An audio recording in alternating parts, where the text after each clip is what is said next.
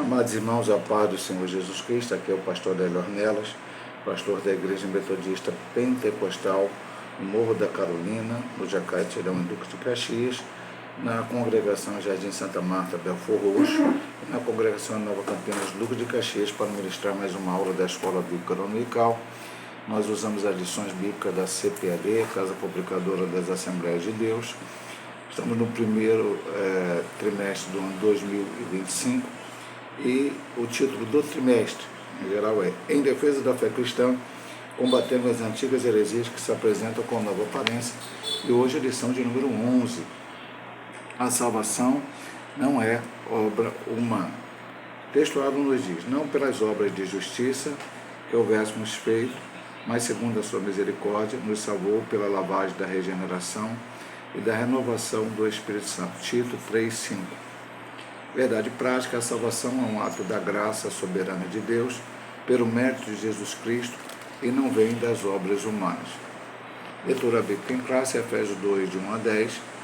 E vos vivificou, estando vós mortos em ofensas e pecados, em que no outro tempo andaste segundo o curso deste mundo, segundo o príncipe das potestades do ar, do espírito que agora opera nos filhos da desobediência, entre os quais todos nós também antes andávamos nos desejos da nossa carne, fazendo a vontade da carne e dos pensamentos, e éramos por natureza filhos da ira, como os outros também. Mas Deus, que é riquíssimo em misericórdia, pelo seu muito amor com que nos amou, estando nós ainda mortos em nossas ofensas, nos vivificou juntamente com Cristo, pela graça sois salvos. E nos ressuscitou juntamente com Ele, e nos fez assentar nos lugares celestiais em Cristo Jesus, para mostrar nos séculos vindouros as abundantes riquezas da sua graça, pela sua benignidade para conosco em Cristo Jesus. Porque pela graça sois salvos, por meio da fé. Isto não vem de vós, é dom de Deus. Não vem das obras para que ninguém se glorie, porque somos feitura sua, criados em Cristo Jesus, para as boas obras, as quais Deus preparou para que andássemos nelas. A introdução dessa lição nos diz: o apóstolo Paulo mostra nesta leitura bíblica em classe o contraste entre o estado espiritual da miséria humana e a restauração e comunhão com Deus. Além disso, deixa claro a impossibilidade de qualquer pessoa angariar a salvação por meio de seu próprio esforço, e até mesmo de desejar a salvação ou sentir a necessidade de Deus, senão por intervenção divina, direta, por meio do Espírito Santo. Então, muito importante que vamos estudar aqui. Às vezes eu não gosto de ficar sempre tocando, parece que a gente está tocando na mesma tecla, mas aqui o estudo é sobre soteriologia, e nós temos que falar, dentro da temática que vamos falar, algumas diferenças entre o calvinismo e o arminianismo.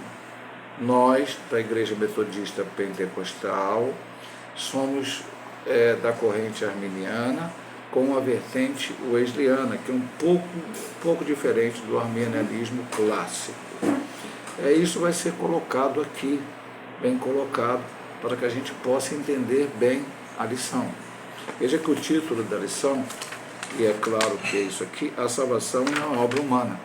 Recordando a lição passada, lá nós estudamos, porque a questão do homem ter herdado o pecado, e as duas lições têm uma conexão entre uma e outra, e surgiu o pelagianismo, que negava o pecado original, que o homem teria herdado pecado, uma série de coisas, por Pelágio, e até, talvez nem tão diretamente através dele, ele teve as ideias, mas por outro homem, que agora não me lembro o nome, que divulgou as suas ideias em Roma, e foi combatido por Agostinho de Hipona, e depois foi considerado heresia.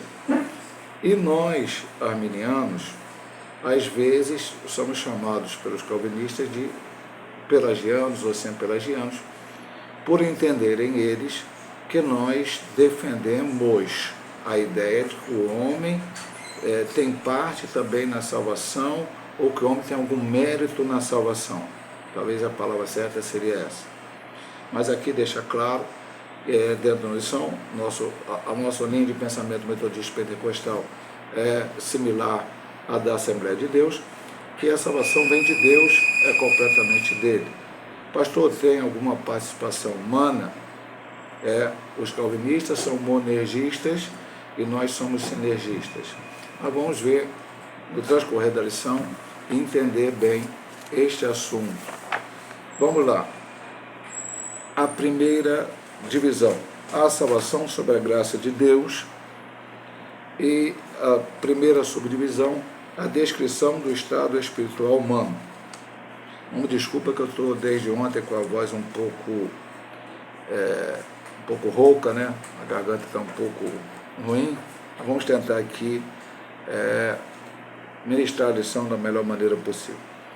O relato da condição pecaminosa da natureza humana confirma a extensão da corrupção do gênero humano,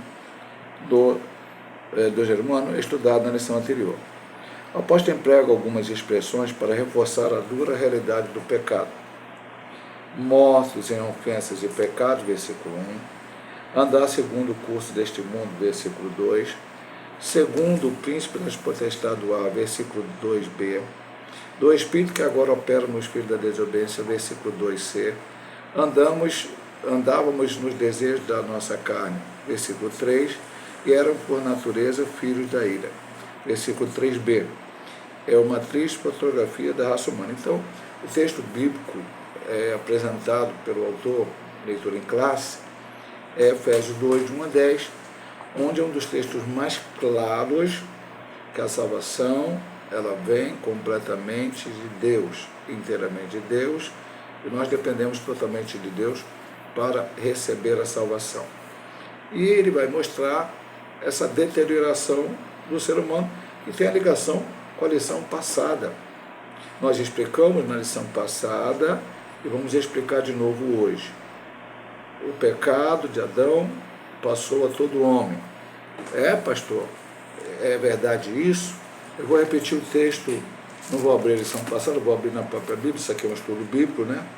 O texto mais importante ali da lição que é Romanos 5, 12. Pelo que como por um homem entrou o pecado no mundo, Adão, e pelo pecado a morte, assim também a morte passou a todos os homens, por isso que todos pecaram.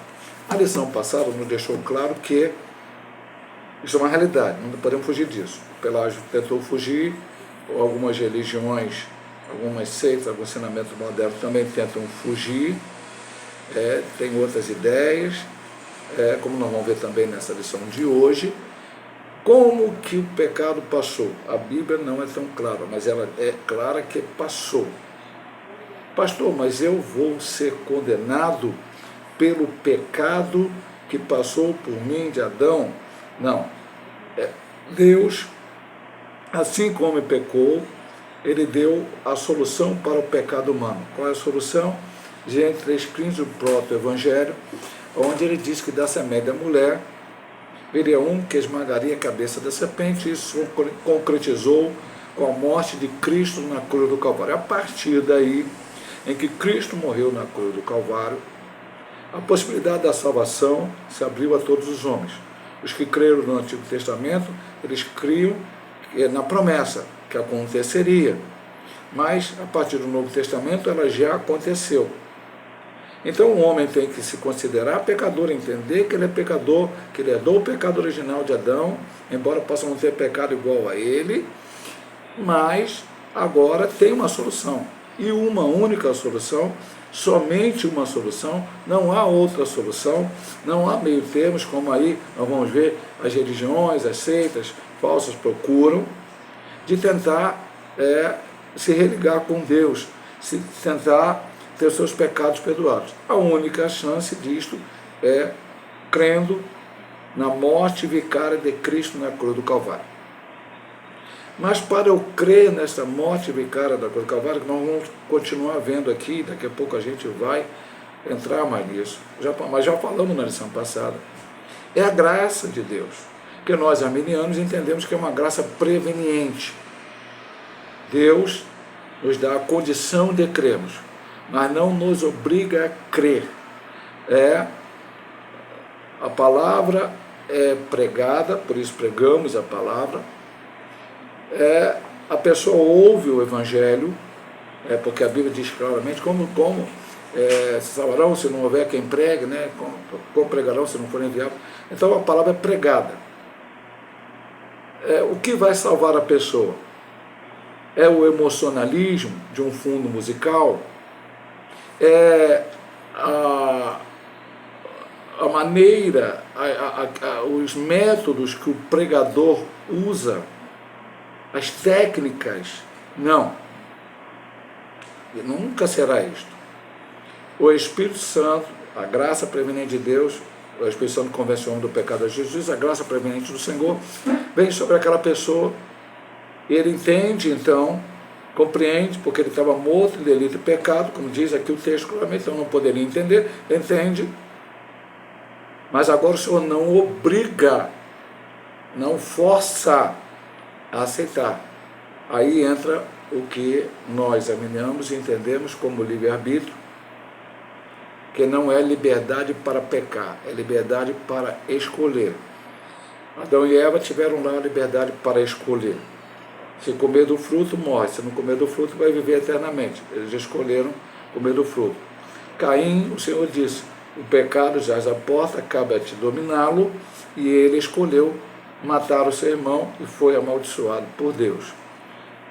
O livre-arbítrio não cessou no momento do pecado humano.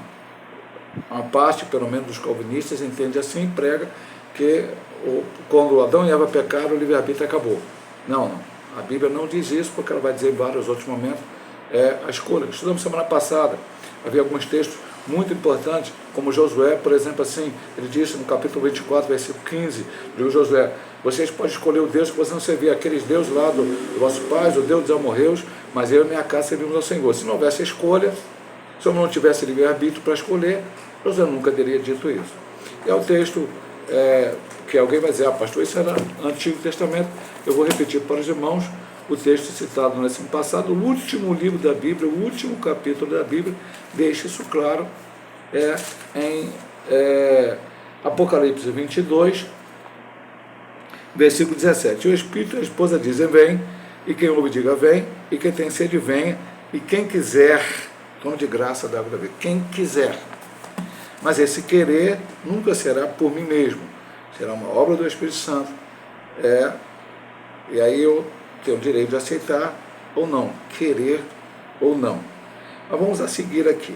Aí eu já falei alguma coisa que agora vai ser repetido aqui, ou ser falar de novo. Mortes em ofensas e pecados, versículo 1 e o versículo 5. As impressões e vos vivificou e nos vivificou juntamente com Cristo, revelação do Espírito Santo em favor dos pecadores, que a salvação só é possível mediante a graça de Deus, e sem ela ninguém pode ser salvo. Aí ele cita o versículo 4 e 5 novamente. Mas a Deus que requis uma misericórdia pelo seu muito amor, quando nos amou, estão nós mortos em nossas ofensas, nos vivificou juntamente com Cristo. E aí vem o texto que depois repetido, pela graça sois salvos. Mas há algo que precisa ser esclarecido. As pessoas mortas em ofensas e pecado e mortas em nossas ofensas não devem ser entendidas literalmente como se tratar de uma metáfora. Uma das figuras de linguagem para descrever o estado da queda espiritual. Por morte espiritual, a Bíblia quer dizer que a humanidade caída está separada de Deus. Não significa aniquilação espiritual total. Ele deu uma explicação aqui, ele já falou de Isaías 59, 2. Eu não consegui entender muito bem o que o autor quis dizer aqui. Eu até vi o vídeo dele na explicação para a aula, né? Ele deu para professores, mas ele também não consegui captar exatamente o que ele quis dizer aqui no final. O nosso pensamento, então, vamos colocar o que entendemos. Realmente, o homem está morto em seus delitos e pecados. Concordamos com o que ele falou semana passada, que o homem, ao pecar, a imagem de Deus não foi retirada do homem, ela só ficou manchada, ela só ficou prejudicada, uma palavra que podemos colocar aí que o irmão possa entender. Então, eu vou tentar entender o que ele está falando, porque, como voltando à introdução, Essa é uma lição que a gente vai contrapor o calvinismo e o arminianismo. O que é que diz o calvinismo? Também fora dessa questão, que a salvação é totalmente vinda de Deus, que nós arminianos cremos. Apenas o que vai nos diferenciar é que temos a graça preveniente e eles a graça irresistível, ou seja, o homem não poderá resistir à graça. Aquilo tudo que eu falei, né? Eu estou pregando, aí o Espírito toca na pessoa, a pessoa vai ter que aceitar a Cristo, porque ele não pode resistir àquela graça. Essa é a ideia calvinista que nós não concordamos. E a segunda ideia que não concordamos, existem algumas ideias, né? Então, existe a outra também, que Deus veio salvar todo mundo, e aí entra aquela história deles que não. Existe um decreto de Deus, que esse decreto pode ter sido dado antes da fundação do mundo, ou depois da queda. Não entendemos que esse decreto não existe, que Deus já tinha separado alguns para a salvação, escolhido alguns para a salvação, e outros para a perdição. A ideia da predestinação irrestrita, a predestinação fatalista, como alguns colocam. Pastor, eu só creio em predestinação? Creio, meu amado irmão, porque a Bíblia fala em Romanos da predestinação. Quem está predestinado para ir para o céu? Aquele que aceitar a Cristo e fizer parte da igreja. A igreja metodista, pentecostal, Assembleia de Deus, não, meu amado, igreja invisível. Quem vai para o céu, a denominação não vão para o céu. Os metodistas não vão para o céu, os assembleanos não vão para o céu. Não estou falando que nenhum assembleano é metodista, eu estou dizendo o seguinte, você não vai chegar no céu e vai chegar lá para o céu, eu sou metodista, tenho direito a entrar aí. Não, você vai entrar lá porque você é remido e lavado no sangue do Cordeiro. Denominação são algo humano aqui, a igreja, a denominação, é isso aqui. Nós estamos falando da igreja invisível. Você faz parte da igreja e permanece nela até o final, porque diz lá em Mateus, em 2 textos, mas vamos colocar 24, acho que 13, aquele que perseverar até o fim será salvo, aquele que continuar na presença do Senhor, aquele que permanecer. Então nós cremos isso, e também cremos que alguém pode se desviar e voltar. Então existe, e o calvinista não, salvo uma vez, salvo para sempre. Então a ideia é que alguém que já foi salvo, a nossa ideia arminiana, pode se desviar. E desviando-se, ele pode morrer desviado e aí perder a sua salvação, ou pode voltar e continuar na questão da sua salvação. Eu entendo e prego isso na igreja, que Deus não fica tirando o nome do livro da vida e colocando, pastor, o desviado. O desviado está numa situação momentânea naquele momento de perdido. Mas o seu nome, na minha concepção de ver, não foi tirado do livro da vida ainda.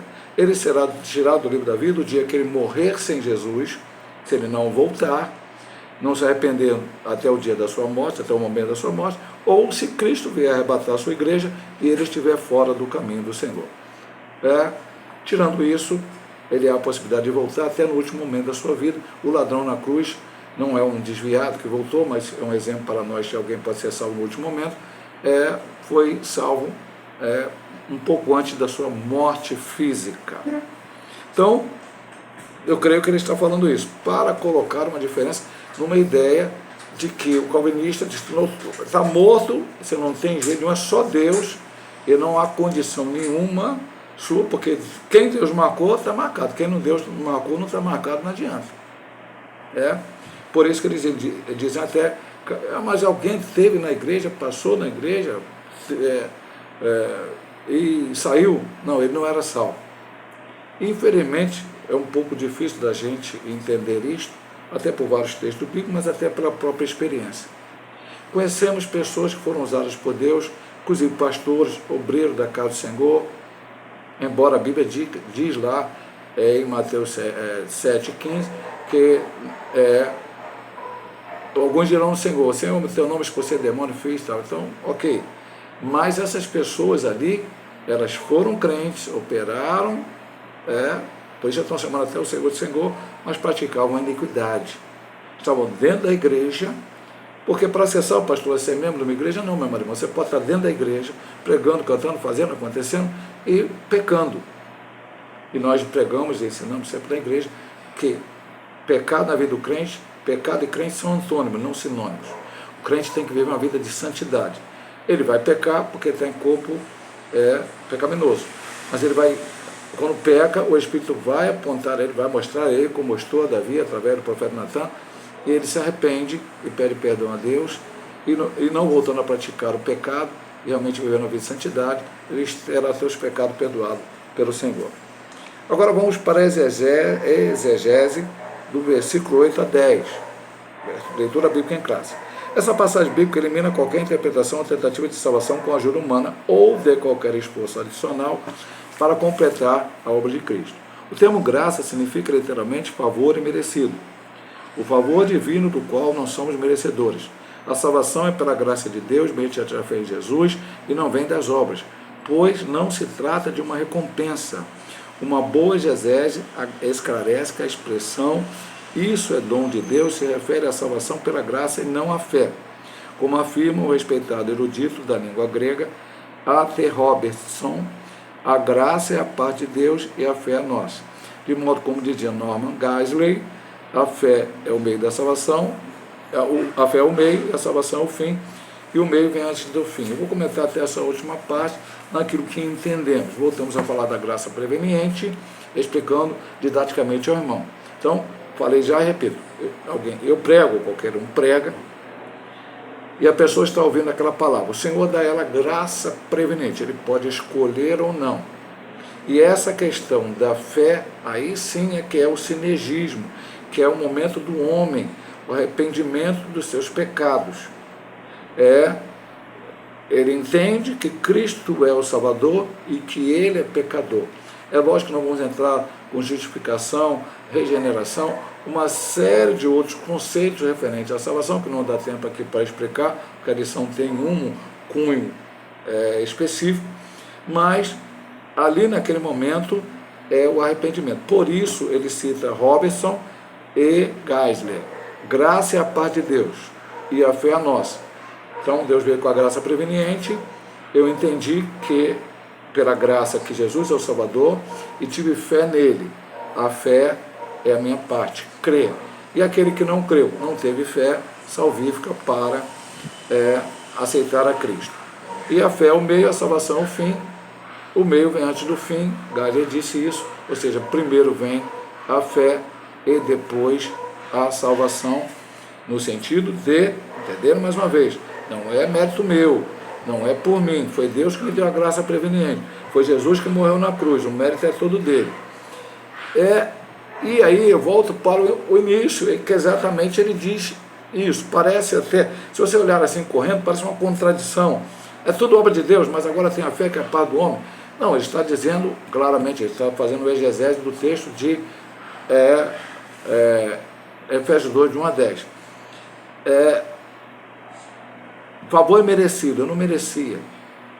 Não é por fazer nada que você sabe. Eu sempre falo na igreja, preguei agora recentemente em Mateus 5, 13 a 16, e diz que respondeis a vossa luz, as vossas obras sejam vistas por um, porque o nome dele seja glorificado. Então nós temos que fazer obras.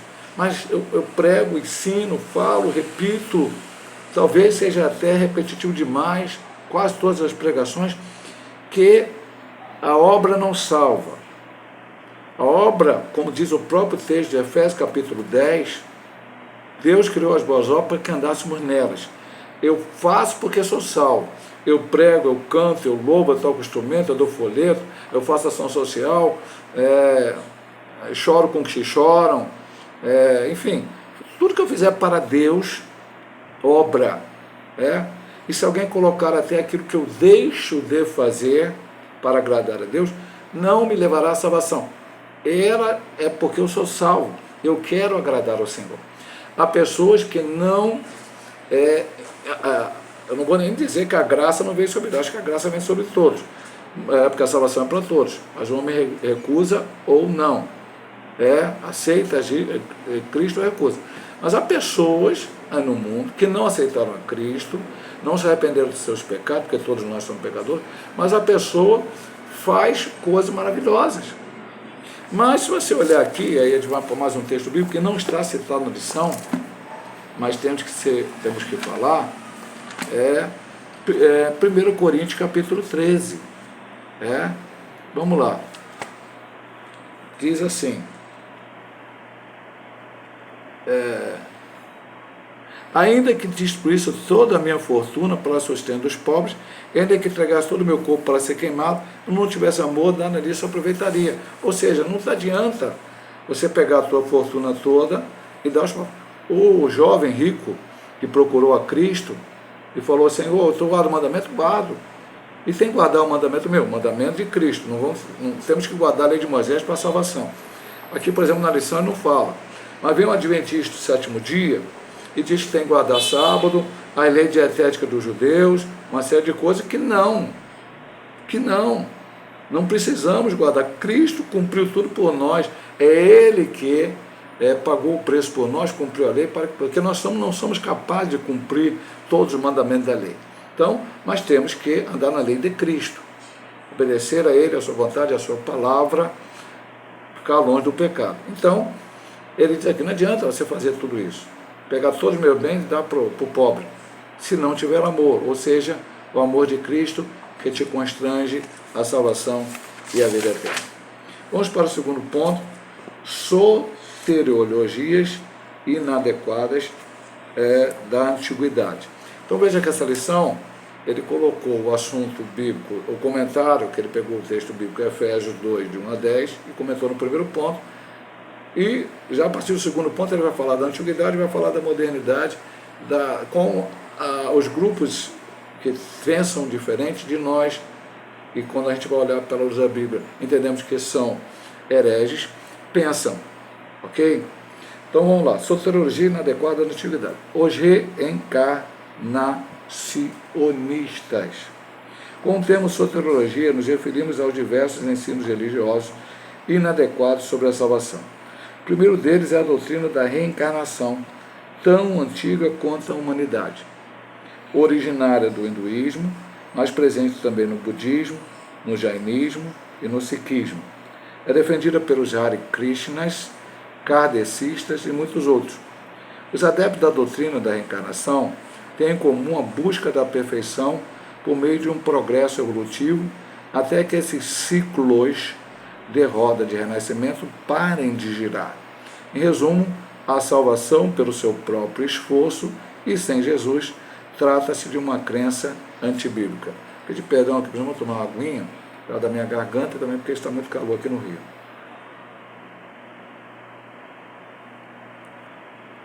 Então, quem são os reencarnacionistas? Que creem em reencarnação. Então, mudando um pouco de cada grupo desse, mas a ideia principal, principalmente dos kardecistas, é que existe um mundo dos espíritos. O homem vive aqui e quando ele morre, o espírito dele vai para este mundo dos espíritos, e lá é um mundo igual ao nosso, tem escola, tem casa, tem tudo e tal. Ele vai melhorar, porque ele não foi bom nessa terra, ele não fez boas obras. E ali ele passa por um tempo para se aperfeiçoar e volta. Algumas linhas pensam que o ser humano volta em um ser humano, kardecistas e outros. Quer dizer, eu posso ser nessa encarnação, eu estou falando da ideia deles, viu, irmão?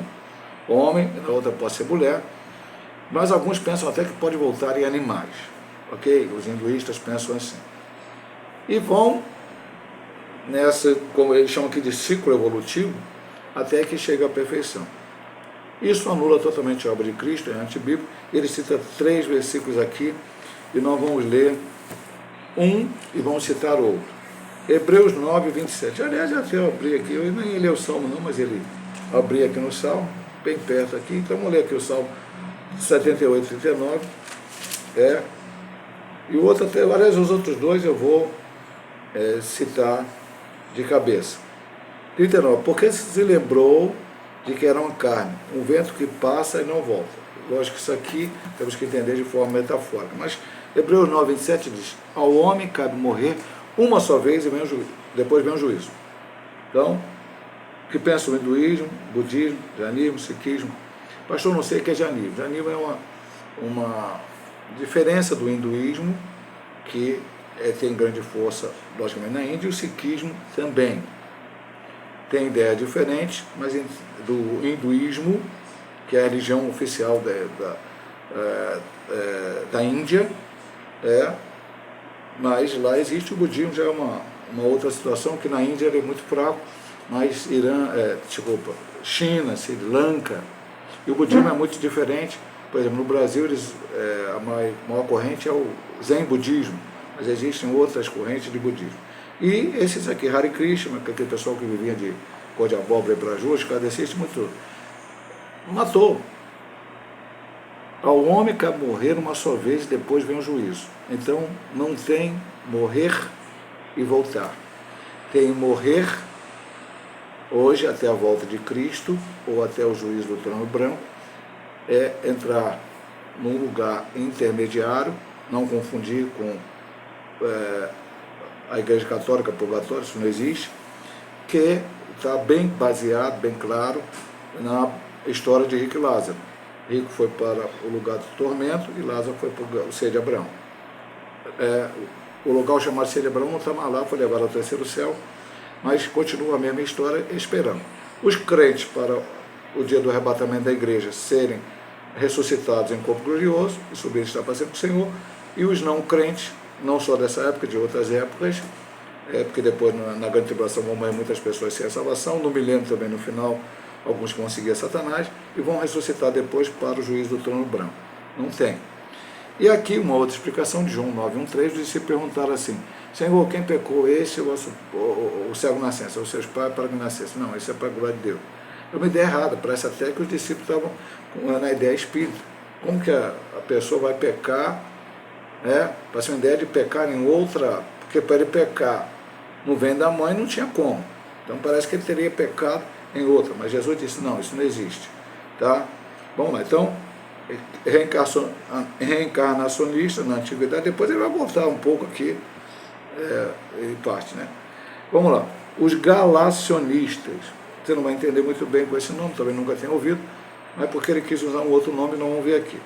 É o nome dado aos legalistas judaizantes, opositores do apóstolo Paulo na província da Galácia, em Gálatas 1:7. Esses judeus convertidos ao cristianismo queriam que os gentios observassem a lei de Moisés como condição para a salvação, Atos 15:1, que é o primeiro concílio de Jerusalém. A verdade bíblica é que pelas obras da lei nenhuma carne será justificada, ele cita Gálatas 2:16. Já expliquei isso, não vou me estender muito nesse ponto. Pastor, nós precisamos guardar a lei de Moisés. Não precisamos guardar a lei de Moisés. É impossível, não tem nenhum homem que cumpriu a lei de Moisés. Impossível. Vamos lá, a partir de Moisés. O próprio Moisés não cumpriu. Ele nem pôde entrar na terra prometida porque ele acabou desobedecendo o mal do Senhor. Em vez de tocar na rocha, ele bateu na rocha com ira. Perfeito? Então, não cumpriu. Eu não estou culpando Moisés nem dizendo que ele errou. Não, porque ele não cumpriu ninguém, a não ser Cristo. Josué, seu antecessor, ou sucessor, melhor dizendo, perdão, fez acordo com os gibeonitas sem orar, sem pedir orientação a Deus. Não era isso que ele tinha que fazer. O rei Davi, grande homem de Deus, eu não vou nem citar, mas você sabe, adulterou com Batseba, obedeceu a Deus em outras coisas. Salomão teve muitas mulheres que não era para ter, o homem mais sábio dessa terra. E assim vai por diante, meu amado irmão. Você vai ver que, como diz Tiago, lá no capítulo 5, no final, Elias era um homem sujeito à mesma paixão que nós. Todos homens não conseguiram cumprir e não conseguiriam nunca. Aí Jesus veio e cumpriu a lei. O que aconteceu aqui? Por que surgiu os galacionistas? Porque a igreja começou entre os judeus. E eles, por nacionalidade, por costume, continuaram cumprindo a lei de Moisés.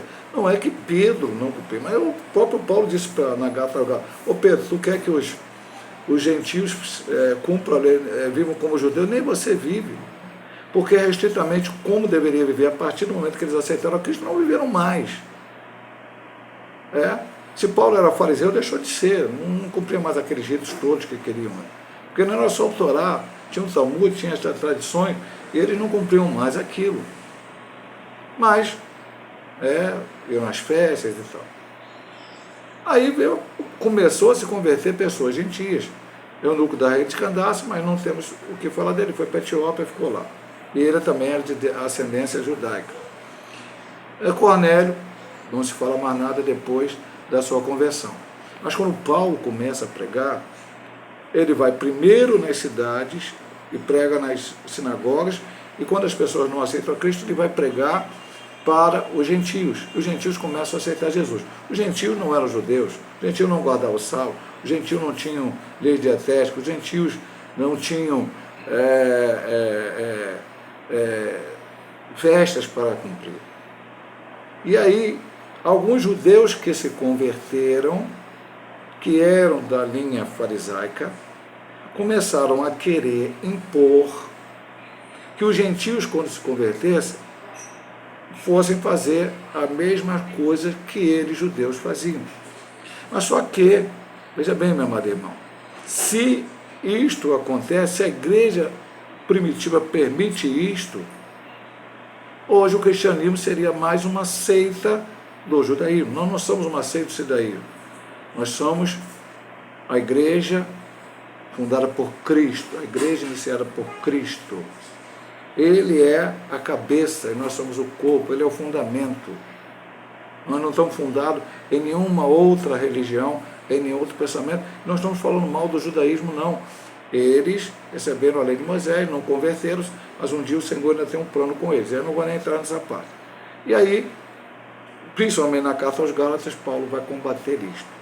Já falamos, vamos repetir. E hoje tem gente querendo continuar, não só, eu já falei dos adventistas do sétimo dia, o que quer guardar o sábado, lei dietética, outras coisas mais, mas existem pseudos de igreja evangélica, nós já estudamos isso na lição, tem pastor usando aquele negócio que o judeu usa, aquele chapeuzinho, tocando sofá na igreja, uma série de coisas que isso já não há, isso é algo dentro da religião judaica, não dentro da religião cristã.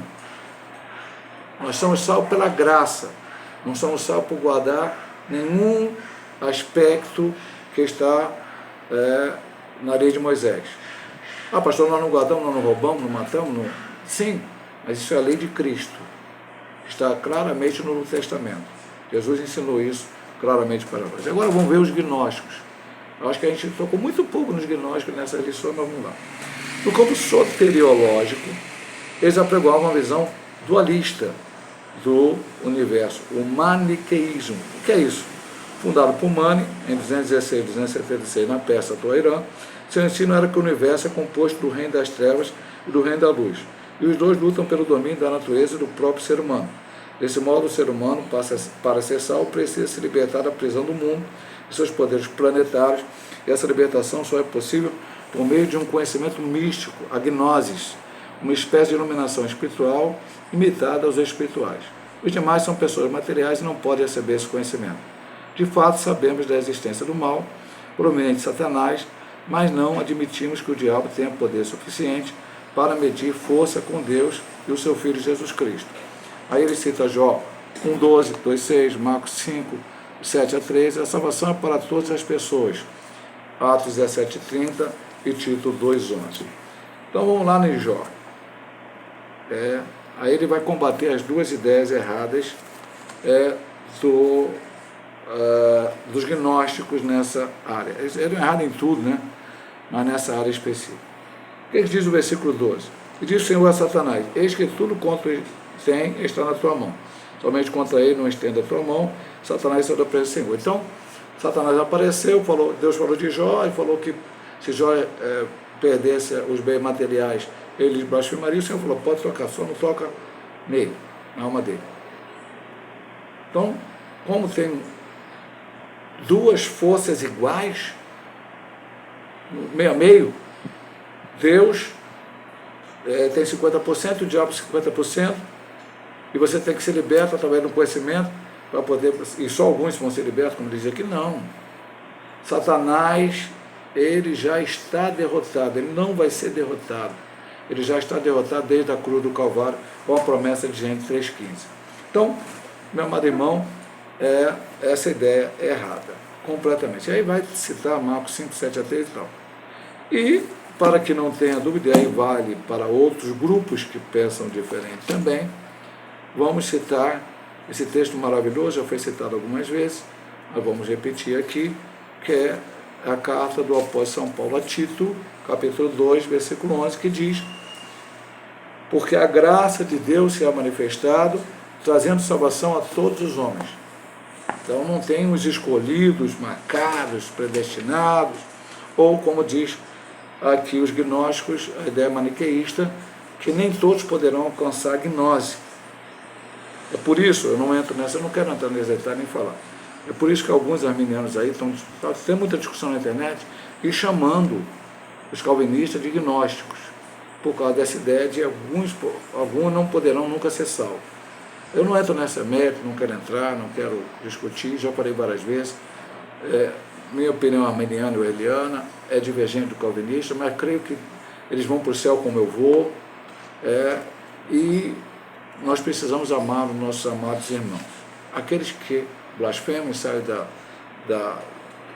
como vamos ver aqui agora, algumas atuais ideias inadequadas, como ele coloca no ponto 3, não, esses são hereges, nós não podemos, temos que orar por eles, amá-los, mas não aceitar essas ideias deles. 3. A soteriologia inadequada de hoje. O islamismo, já foi citado em 3, 4 lições aí. Segundo essa religião, se as boas ações superarem as más, tal pessoa irá para o paraíso, Alcorão 13, 22 e 23. Eles ensinam ainda que Alá não ama os pecadores, mas somente os piedosos. Alá não ama os agressores, Alá não ama nenhum ingrato pecador, Alcorão 2, 190 a 276.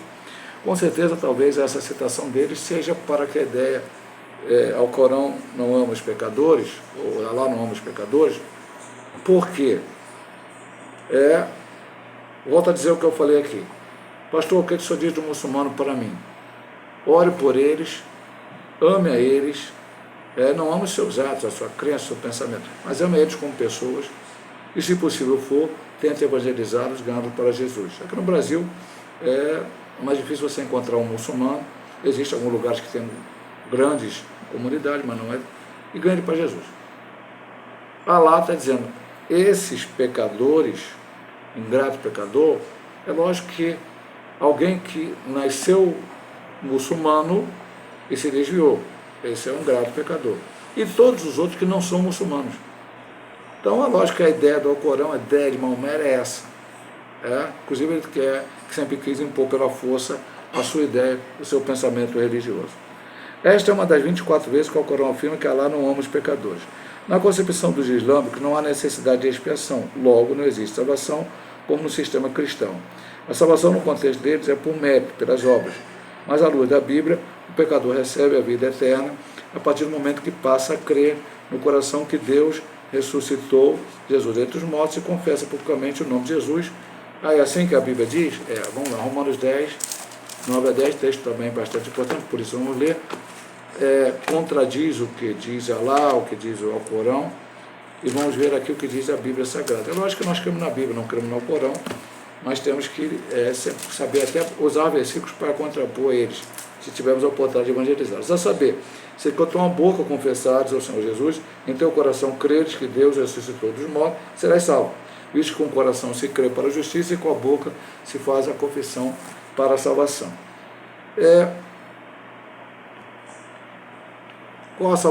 Só uma ideia que eu não entendo. Por exemplo, você está acostumado a ver na televisão, às vezes esses homens bomba muçulmanos radicais, Hamas, Hezbollah, Boko Haram, Al-Qaeda, no passado.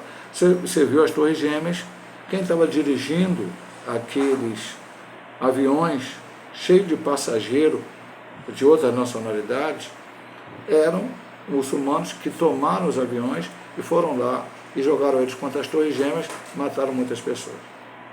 A ideia que está no Alcorão, a ideia que eles entendem, é que se eles fizerem isso por Alá, eles vão para o paraíso e vão ter 32 virgens disponíveis para eles.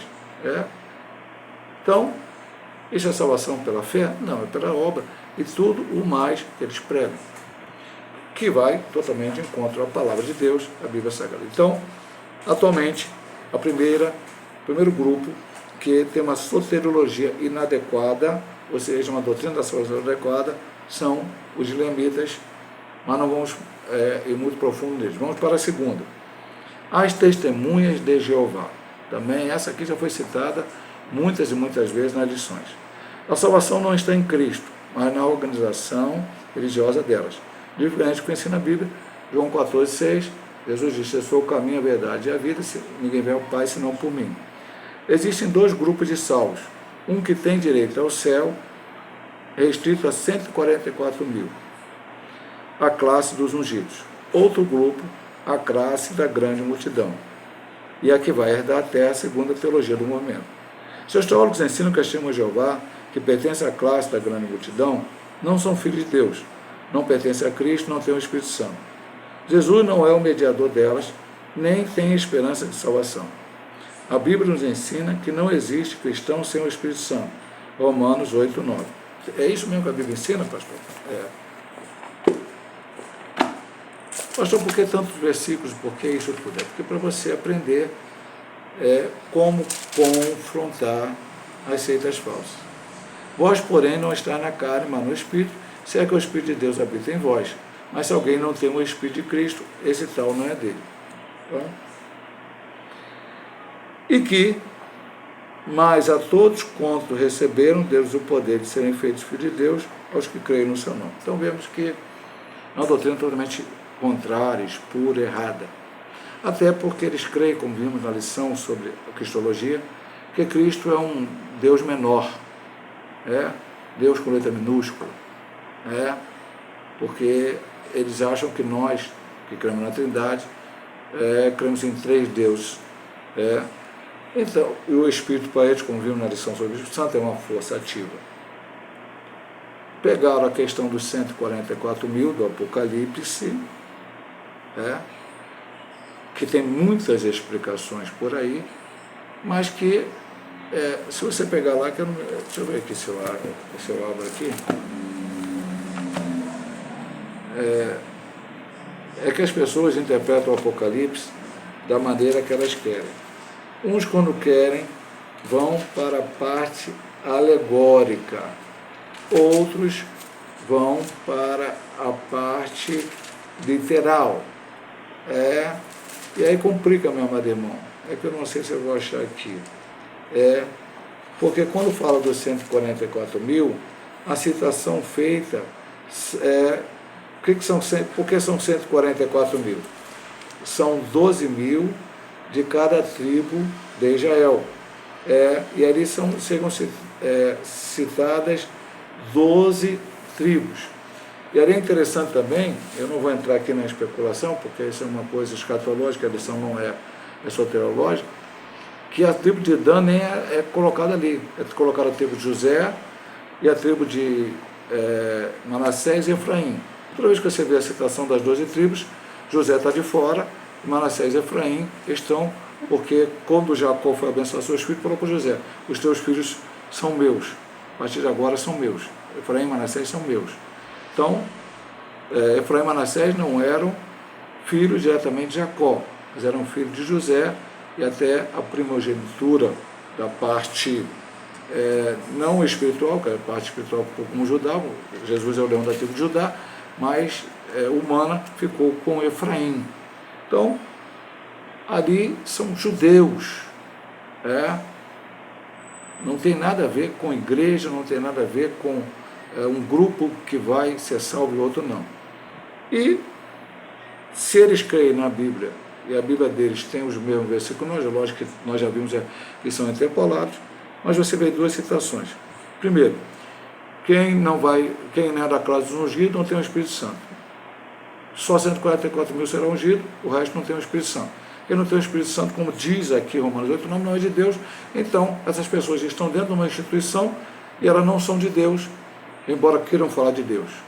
E segundo, bem citado aqui, Romanos diz: todos quanto receberam Jesus como Salvador, Deus o poder de serem feitos filhos de Deus. Todos somos filhos de Deus que aceitamos a Cristo como Salvador. Ah, pastor, eles não são porque não aceitaram. Eu entendo até isso. Mas na ideia deles, eles têm Jesus. Tem Jesus, mas não são filhos. É uma teologia totalmente complicada. É soteriologia totalmente complicada. Ore, também ame eles, evangelize quando puder. Agora vamos para o mormonismo. Os mormons creem numa salvação geral em que os não mormons são castigados e depois liberados para a salvação. Numa perspectiva individual, em que a salvação é medida pela fé em Jesus e pela obediência às leis e às ordenanças.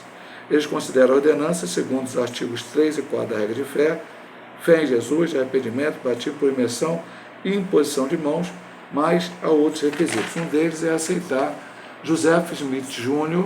como porta-voz de Deus. Tal ensino, no entanto, diverge das Escrituras, pois elas ensinam que o Senhor Jesus não precisa de co-salvador. A Bíblia ensina que Ele é o único Salvador. Já citamos João 14,6, eu sou com a minha verdade e ninguém me aparecendo por mim. Ele cita também Atos 4,12. A salvação não é por mérito humano, ninguém pode ser salvo pelas boas obras, mas somente pela graça mediante a fé. E aí ele cita novamente 3,5 e cita Efésios, que é o texto bíblico da classe. E existe apenas uma salvação, ela está à disposição de todo ser humano, como ele já citou, Tito 2,11, que lemos aqui. Então, parece que eles são universalistas. Quem não é mormon vai sofrer um castigo, depois vai ser salvo também. Existem muitas religiões, infelizmente há muitos cristãos hoje, ditos cristãos, evangélicos, protestantes, também creem nessa ideia. Não. Todos não serão salvos, não. Serão salvos aqueles que aceitarem a Cristo como o único eterno Salvador da sua vida e permanecerem até o fim. A salvação é para todos? É, mas nem todos aceitarão. Muitos são chamados, mas poucos escolhidos. E aí não quer dizer que o Senhor escolheu alguns e outros não. Porque Ele quer chamar, Ele tem chamado, mas as pessoas não têm ouvido a sua voz, entregado a sua vida ao Senhor. Então esse grupo, e o que eu faço com o irmão, pastor? Ame a ele, se puder, fale com ele. Se você não identifica bem os mormons, se você vê dois rapazes, normalmente rapazes jovens, passando com a camisinha branca, com plaquinha, santo dos últimos dias, e atende alguma casa lá para dar o censuramento, esses são os mormons. São um pouco mais difíceis de identificar, de ver, não tem tantas igrejas como nós temos, né, templo lá, mas essas pessoas precisam ser evangelizadas. Uma certa vez, um casal vizinho de um irmão lá da igreja, da sede, veio morar no bairro, não sei exatamente o que aconteceu, e eles frequentaram lá a igreja. Eles eram mormons, mas iam lá na igreja. E depois foram embora, acho que voltaram para a ideia mormon, mas ouviram a palavra e lá foram bem acolhidos, não participavam da ceia, não tinham oportunidade, nada disso. Eles frequentavam a igreja e era falado a eles nas pregações que eles precisavam aceitar e entregar a sua vida ao Senhor Jesus Cristo. Vamos aqui para o encerramento da lição, na conclusão. Entendemos que somente pela graça é possível chegar-se a Deus. Isso é um ato soberano de sua graça e bondade. É a misericórdia divina que leva as pessoas ao arrependimento. Graça não é mérito, e nem o ato de o pecador receber a dádiva divina se constitui mérito pessoal. Mas Deus disponibilizou a sua graça para todos os seres humanos e não para uns poucos escolhidos. A Bíblia ensina que a salvação é para todos. Ele repete alguma coisa, eu só quero dar uma ênfase aqui a essa parte que ele diz. Graça não é mérito, nem o ato de o pecador receber a dádiva divina se constitui no mérito pessoal. Voltando para a graça preveniente que explicamos, voltando para que a pessoa recebe esta graça, a graça vem sobre ela, mas ela não é obrigada, constrangida a aceitar, ela pode escolher aceitar ou não. Aí aceitou, teve fé, creu, tem algum mérito nela? Não, nenhum. Porque se Jesus não tivesse morrido, se o Senhor não desse essa graça preveniente a ele, ele nunca conseguiria chegar a Cristo, porque ele estava morto seu delito e pecado. Então, totalmente a obra é do Senhor.